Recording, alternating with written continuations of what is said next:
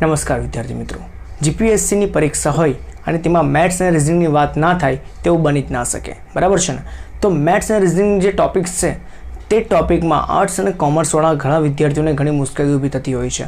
સાયન્સવાળા જે વિદ્યાર્થીઓ હોય છે તે ગમે તેમ કરીને ઘણી ગણતરી કરી શકે છે અને તેમને કોઈ વાંધો નથી આવતો, પરંતુ આર્ટ્સ અને કોમર્સવાળા આમાં વધારે ગૂંચવાય છે. તે ફક્ત બેઝિક વસ્તુ શીખે છે અને બાકીની વસ્તુઓને ઇગ્નોર કરે છે, જેનું પરિણામ તેમને એક્ઝામના રિઝલ્ટમાં ભોગવવું પડે છે.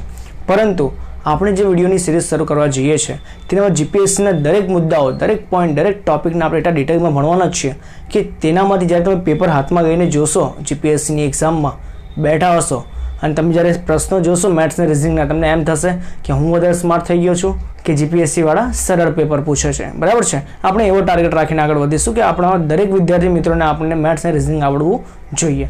તો આજનો જે ટોપિક છે તે આજે આપણે શરૂ કરીશું. તો વિડીયો શરૂ કરતા અગાઉ હું તમને જીપીએસસીની પરીક્ષામાં પૂછાતા જે પ્રશ્નો છે તે પ્રશ્નો કયા ટોપિકમાંથી લેવામાં આવે છે તેની જે નાની મસ્તી વાત કરી દઉં. તો અહીંયા તમને જો બાજુમાં તમને લિસ્ટ આપ્યું છે અને તેમાં જે પ્રશ્નો છે, જેમ કે આપણે જોઈએ તો તાર્કિક અને વિશ્લેષણાત્મક ક્ષમતા, એટ મીન્સ તમારું રિઝનિંગ, જે મેઇન રિઝનિંગ છે. જો મેથ્સ અને રિઝનિંગ બંને જુદી જુદી વસ્તુઓ છે, બંને ભેગી વસ્તુ નથી. મેથ્સમાં તમારે શું કરવાનું છે તો ધોરણ 10 સુધીનું જે તમારું બેઝિક ગણિત છે ફક્ત તે તમને આવડવું જોઈએ, બરાબર છે? બેઝિક ગણિતની વાત કરું છું, બહુ મોટું રોકેટ સાયન્સની વાત નથી કરતો. બેઝિક ગણિત આવડશે તો તમને રિઝનિંગ કશે પણ ગણતરીમાં વાંધો આવવાનો નથી. અને એ બેઝિક ગણતરી અને રિઝનિંગ વસ્તુ શું છે એ તમારી તર્ક શક્તિ વધારી આપે છે, બરાબર છે? તમે કઈ વસ્તુને કેટલી સારી રીતે વિચારી શકો છો તે શક્તિ તમારી તર્ક શક્તિ કહેવાય છે. તેનો વિકાસ કરવા માટે મેથ્સ અને રિઝનિંગનો ટોપિક મૂકવામાં આવે છે.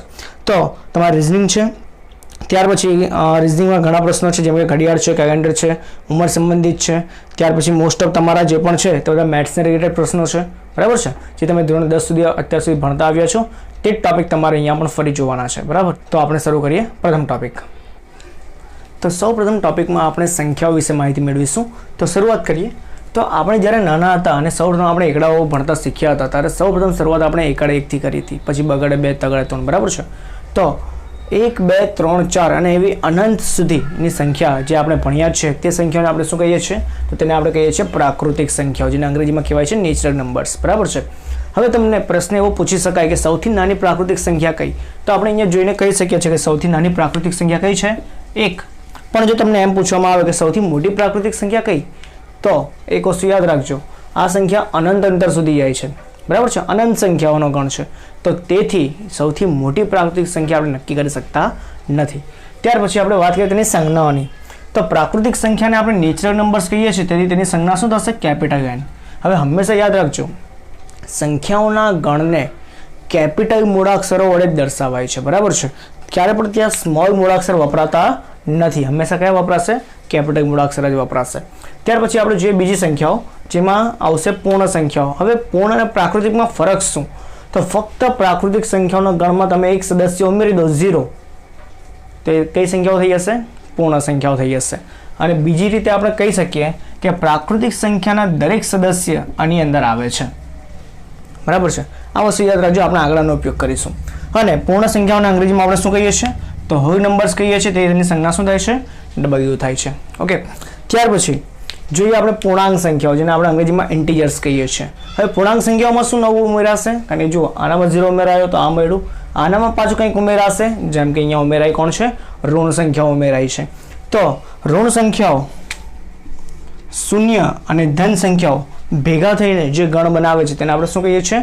ઇન્ટીજર્સ કહીએ છીએ, અથવા તો પૂર્ણાંક સંખ્યાઓ કહીએ છીએ, જેની સંજ્ઞા શું છે? Z. હવે આ Z શબ્દ અહીંયા જુઓ, અહીંયા તો ઇન્ટીજરનો I છે ને અહીંયા Z શા માટે? તો યાદ રાખજો, પૂર્ણાંક સંખ્યાઓને આ શબ્દ વડે પણ દર્શાવી શકાય છે, ઝેગન, જેનો અર્થ શું થાય છે? ઇન્ટીજર્સ જ થાય છે, બરાબર? તેથી આના ઉપર તમારી સંજ્ઞા કઈ આવે છે? Z આવે છે, ઓકે? ત્યાર પછી વાત કરીએ આપણે સમય સંખ્યાઓની. તો સમય સંખ્યાઓમાં શું આવશે? તો ફરી એ જ વસ્તુ, આ બધી સંખ્યાઓ આમાં એડ થશે જ, પણ એ સિવાય થોડીક નવી સંખ્યાઓ હજી ઉમેરાશે. તો કઈ નવી સંખ્યા ઉમેરાશે? તો એ છે અપૂર્ણાંક, બરાબર છે? તો હંમેશા યાદ રાખજો, જે પણ સંખ્યાને આપણે અંશ અને છેદ સ્વરૂપમાં દર્શાવી શકીએ તે સંખ્યાને આપણે શું કહીશું? સમય સંખ્યા કહીશું. હવે અહીંયા એક વસ્તુ સમજવા જેવી એ પણ છે, અહીંયા જો મેં બાજુમાં શરત મૂકી છે, તો આ શરત શું કહેવા માંગે છે કે અંશ અને છેદ છે તે બંને તમારા પૂર્ણાંક સંખ્યાઓમાંથી હશે, બરાબર છે? અંશ ધન હોઈ શકે, ઋણ હોઈ શકે, શૂન્ય હોઈ શકે. તે પ્રમાણે છેદ છે તે પણ ધન હોઈ શકે, ઋણ હોઈ શકે, પણ શૂન્ય ન હોઈ શકે, जो अहींया शरत मूकी छे ने ए वस्तु खास याद राखजो, समय संख्यामां क्यारे पण छेद शून्य थतो नथी, अथवा तो गणितमां तमारे क्यारे पण छेदमां शून्य होय तेवी संख्या अस्तित्व धरावती નથી. ઘણા બેઝિક નિયમો પણ છે, જેમ કે 0 × 0 = 0, તે વસ્તુ આપણે મેથ્સમાં શક્ય ગણતા નથી. બરાબર છે. હવે મેઇન વસ્તુ આપણે અહીંયા સમજીએ કે સૌપ્રથમ પ્રાકૃતિક સંખ્યા આપણે જોઈ, તેના દરેક સદસ્ય શેમાં આવતા હતા? પૂર્ણ સંખ્યાઓમાં આવતા હતા. ત્યાર પછી એના દરેક સદસ્ય શેમાં આવતા હતા? તો એ આવતા હતા પૂર્ણાંક સંખ્યાઓમાં, અને તેના દરેક સદસ્ય શેમાં આવતા હતા? સમય સંખ્યામાં. બરાબર છે.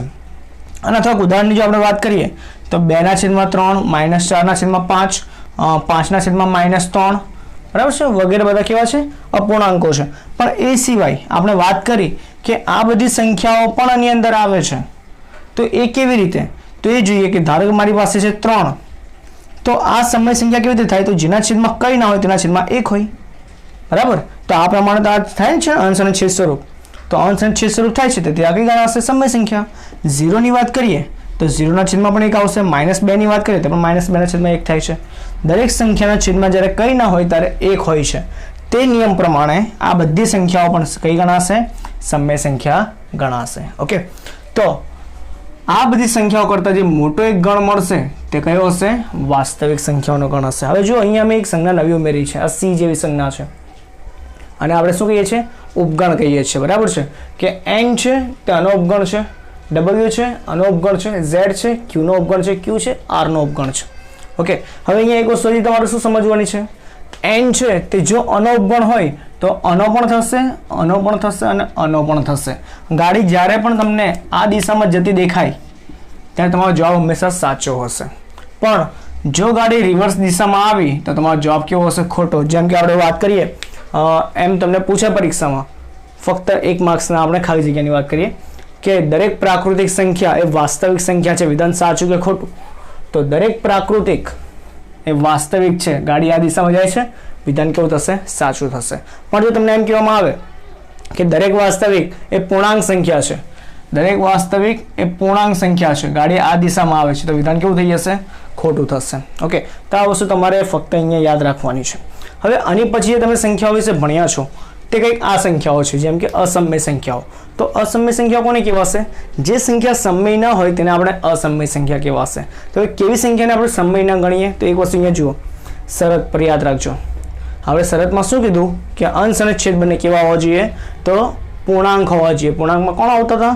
ધન, શૂન્ય અને ઋણ. પણ એ કશે પણ આપણે આવી સંખ્યાની વાત નથી કરી કે જેના વર્ગમૂળ નથી નીકળતા, અથવા વર્ગમૂળ તમને કોઈ પૂર્ણાંક, ધન પૂર્ણાંક નથી મળતું. બરાબર છે. વર્ગમૂળ 3 છે, વર્ગમૂળ 5 છે. હવે વર્ગમૂળ 4 નથી. શા માટે? કારણ કે વર્ગમૂળ 4 નું વર્ગમૂળ શું થાય છે? 2, અને આ શું છે? સમય સંખ્યા છે. કેમ? કારણ કે 2 ને આપણે 2/1 સ્વરૂપમાં દર્શાવી શકીએ છીએ. ઓકે. તેથી આપણે 4 નથી મૂક્યો. પછી વર્ગમૂળ 5, વર્ગમૂળ 6, વર્ગમૂળ 7, વર્ગમૂળ 8, વર્ગમૂળ 9 ની થશે, કારણ કે 9 નું વર્ગમૂળ નીકળે છે 3. ઓકે. તો આવી જે પણ સંખ્યાઓ છે બધી કઈ સંખ્યા ગણાશે? અસમય સંખ્યા ગણાશે. અને એ સિવાય આજે પાઈ વાળી સંખ્યા છે, 3 પાઈ, 4 પાઈ, 5 પાઈ, બરાબર છે, એ બધી સંખ્યાઓને આપણે કઈ ગણીશું? અસમય. અને એ સિવાય તમે નાના ધોરણમાં એ પણ ભણી ચૂક્યા છો અનંત આવૃત અને અનંત અનાવૃત સંખ્યાઓ વિશે. તો એ સંખ્યાઓ કોને કહેવાશે તે પણ આપણે જોઈએ. તો હંમેશા યાદ રાખજો, પોઈન્ટ પછી કોઈ અંક અથવા અંકનો સમૂહ કોન્સ્ટન્ટ રિપીટ થતો હોય. ઓકે. જેમ કે અહીંયા તમે જોઈ શકો છો કે પોઈન્ટ પછી 1 કોન્સ્ટન્ટ રિપીટ થાય છે, પછી પોઈન્ટ પછી 12 કોન્સ્ટન્ટ રિપીટ થાય છે, તો આને અનંત આવૃત સંખ્યા કહેવાશે. કેવી? અનંત આવૃત સંખ્યા, કે જે હંમેશા કઈ ગણાશે? તે સમય સંખ્યા જ ગણાશે. પણ જો પોઈન્ટ પછી તમને સંખ્યાઓનો કોઈ ચોક્કસ સમૂહ કોન્સ્ટન્ટ રિપીટ થતો ના દેખાય, જેમ કે આપણે વાત કરીએ તો 0.1 2 4 5 6 9 7 9 ડેશ ડેશ ડેશ, તો અહીંયા જો કોઈ પણ સંખ્યા તમને અથવા તો સંખ્યાનો સમૂહ કોન્સ્ટન્ટ તમે રિપીટ થતો જોવા મળતો નથી. તો આવી સંખ્યાઓ કેવી ગણાશે? અનંત અનાવૃત સંખ્યા ગણાશે. અને આ બધી સંખ્યાઓ કઈ ગણાશે? તો એ અસમય સંખ્યા ગણાશે. ઓકે. આગળ જોઈએ. આગળ આપણે વાત કરીશું વાસ્તવિક સંખ્યાઓની. તો વાસ્તવિક સંખ્યાઓ આપણે કોને કહીએ છીએ? જ્યારે સમય સંખ્યા અને અસમય સંખ્યા બંને આપણી પાસે હોય અને બંનેને જો આપણે કોથળામાં ભેગી કરી દઈએ ત્યારે જે આપણને સંખ્યાઓનો સમૂહ મળે છે ને તેને આપણે શું કહીએ છીએ?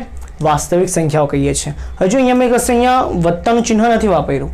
શા માટે? કારણ કે અહીંયા આપણે વત્તાની વાત નથી કરતા, આપણે બંનેને ભેગા કરવાની વાત કરીએ અહીંયા યોગ વાપર્યો છે. ઓકે, તો સમય સંખ્યાઓ અને અસમય સંખ્યાઓને જ્યારે ભેગા કરીએ છીએ ત્યારે આપણને જે સંખ્યા મળે તે કઈ છે? વાસ્તવિક સંખ્યા છે. ત્યાર પછી જે તમે અત્યાર સુધી નથી ભણ્યા 10મા ધોરણ સુધી તેની આપણે વાત કરીશું. તો તે છે સંકર સંખ્યાઓ. સંકર સંખ્યાઓ છે શું તે આપણે જોઈએ.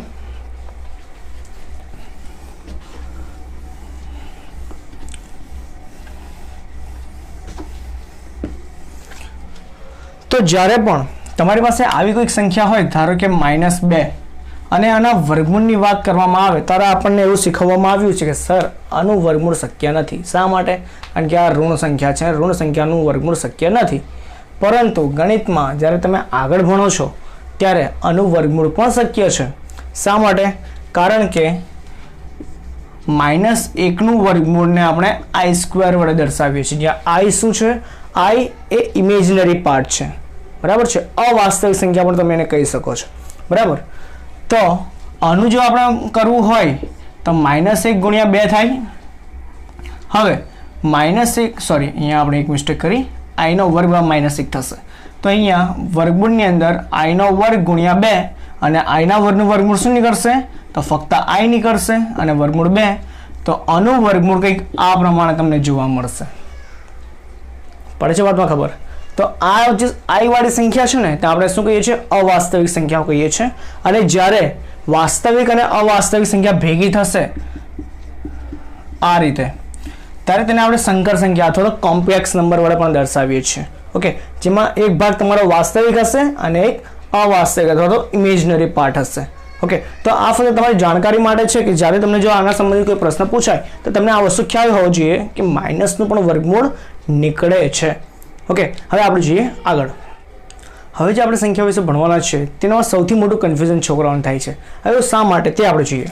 તો અહીંયા આપણે જોવાના છે અયુગ્મ સંખ્યા કોને કહેવાશે, યુગ્મ સંખ્યા કોને કહેવાશે, અવિભાજ્ય અને વિભાજ્ય સંખ્યા કોને કહેવાશે. આ બંનેમાં ખાસ તમને કન્ફ્યુઝન થાય છે, બરાબર. સાયન્સવાળા છે તેમને બહુ કંઈ વાંધો નથી આવતો, પણ કોમર્સ અને આર્ટ્સવાળાને ખાસ વાંધો આવે છે. હવે આ વસ્તુ જે છે તેમાં ડિફરન્સ શું છે તે તમે સમજજો. અયુગ્મ સંખ્યા ઇટ મીન્સ કે તમારી એકી સંખ્યા અને યુગ્મ સંખ્યા છે ઇટ મીન્સ કે તમારી બેકી સંખ્યા. હવે એકી સંખ્યા અને બેકી સંખ્યા કોને કહેવાશે તે મારે સમજાવવાની જરૂર નથી, તે તમને ખબર જ હશે કે 1 2 3 4 5 6 હોય તો તેની અંદર આ જે 1 3 અને 5 છે તેમને આપણે કઈ સંખ્યા કહીએ છીએ? તો એકી સંખ્યા કહીએ છીએ. અને બાકીની સંખ્યા કઈ ગણાશે? તો બેકી સંખ્યા ગણાશે. તો આ જે એકી છે તેને આપણે અયુગ્મ સંખ્યા વડે દર્શાવીએ છીએ અને બેકી છે તેને યુગ્મ સંખ્યા વડે દર્શાવીએ છીએ, બરાબર છે. આ વસ્તુ ખાસ સમજજો. એટલે તો તમારે અયુગ્મ સંખ્યા દર્શાવી હોય તો કંઈક આ પ્રમાણે તમે દર્શાવી શકો છો અને યુગ્મ દર્શાવીએ તો 2 4 6 અનંત સુધી. ઓકે, હવે વાત કરીએ અવિભાજ્ય અને વિભાજ્ય સંખ્યા કોને કહેવાય છે તે. તો અવિભાજ્ય સંખ્યા કોને કહેવાશે?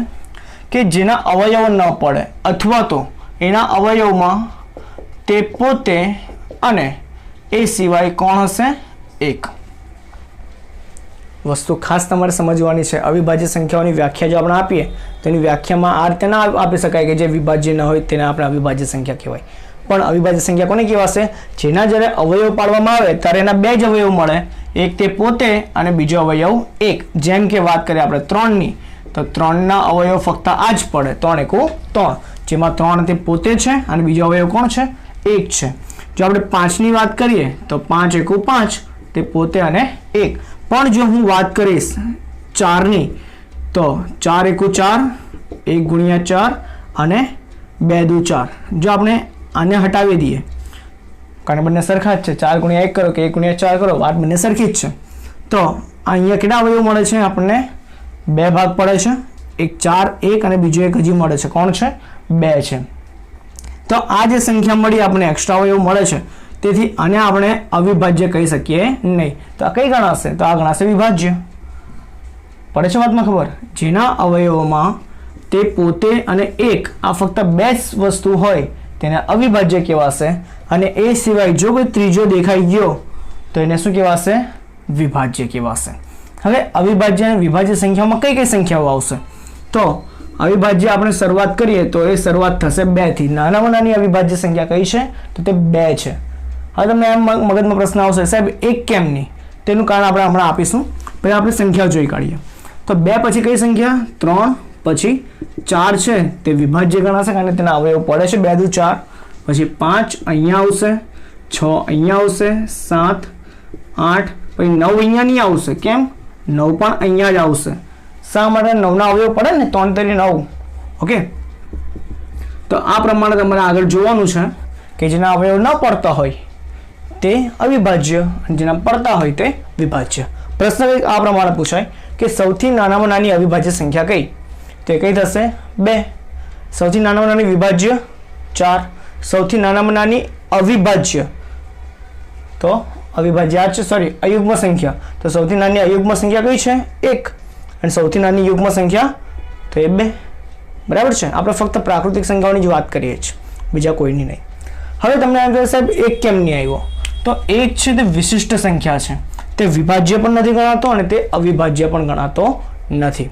તેથી ઓકે, તેથી આપણે અહીંયા 1ને આ બંનેમાંથી કોઈમાં પણ ગણતરી કરતા નથી. ફરી એકવાર, અયુગ્મ અને યુગ્મ કોને કહેવાશે? અયુગ્મ ઇટ મીન્સ કે એકી સંખ્યા, યુગ્મ ઇટ મીન્સ કે બેકી. કોને કહેવાય તે આપણે જોઈ ચૂક્યા. અવિભાજ્ય અને વિભાજ્ય સંખ્યાની વાત કરીએ. અવિભાજ્ય કોને કહેવાશે? કે જેના અવયવ નથી પડતા અથવા જો અવયવ પાડીએ તો એ પોતે મળશે અને 1 મળશે, તે સંખ્યાને આપણે અવિભાજ્ય કહીશું અને એ સિવાયની સંખ્યાને વિભાજ્ય કહીશું.